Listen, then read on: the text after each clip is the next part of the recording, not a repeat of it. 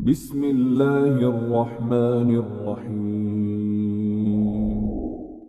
Makanya surat Al-Maidah 82 menegaskan, dan kita belajar langsung dari kasus Rohingya. Allah berfirman di atas arasnya, kamu tidak pernah dapati orang yang paling keras permusuhannya kepada orang yang beriman kecuali adalah orang Yahudi dan orang-orang musyrik. Makanya sesungguhnya musuh keabadian yang Allah berikan kepada kaum muslimin itu dari dulu, sebagaimana dalam sirah nabawiyah dan berulang dalam kehidupan kita itu 3. Musuhnya Nabi itu 3. 1, yaitu adalah Rum. 2, Persia. Dan yang ketiga itu adalah musyrikun. Rum, maka kita paham bagaimana Nabi menghadapi Rum dalam banyak peperangan yang berat. Karena jauh untuk mendatangi mereka untuk menyerang satu persatu wilayah-wilayah mereka. Persia, kita paham bagaimana khalifahnya Umar bin Khattab di bawah kepemimpinan Sa'ad bin Abi Waqqas menghajarkan Persia 2 tahun setelah meninggalnya Rasulullah sampai kemudian takluk. Dan kemudian yang ketiga musyrikun, bagaimana Nabi menghadapi musyrikun sampai Allah bukakan dengan Fathu Mekah. Dan ternyata musuh kenabian hari ini berulang persis. Kita mendapati dalam musuh kenabian Persia diwakili bagaimana negara-negara Persia dari kalangan Syiah. Lalu kemudian Rum kita dapati negara-negara Eropa yang kemudian tidak pernah berhenti untuk mendolimi kepada kaum muslimin. Dan musyrikun kita dapatkan, sesungguhnya musyrikun di dalamnya itu adalah orang-orang yang kemudian mereka berbuat syirik kepada Allah. Dan mereka berbuat bagaimana kezaliman ini persis sebagaimana inilah yang terjadi dan menimpa kepada Nabi.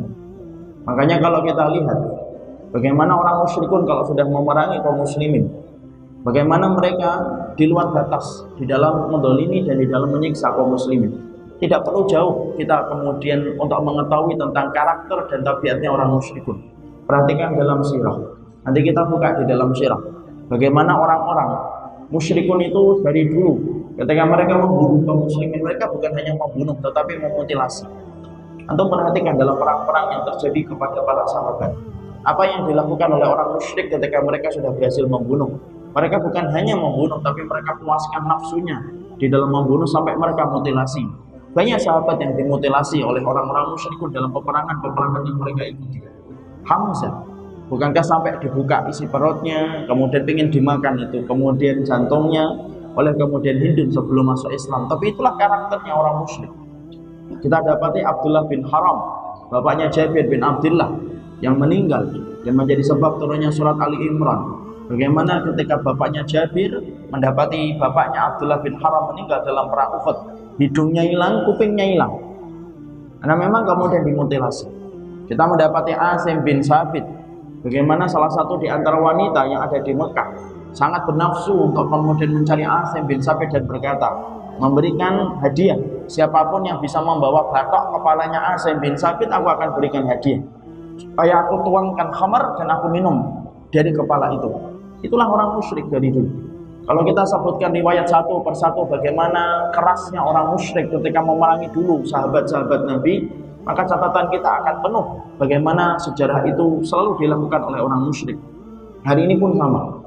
Makanya kita mendapati bahwasanya junta militer yang pada dasarnya mereka syirik, musyrik kepada Rabbnya, dengan agama yang kemudian mereka miliki, dengan keyakinan itulah yang menjadikan mereka betul-betul di luar batas kemanusiaan ketika mereka membunuh saudara-saudara kita.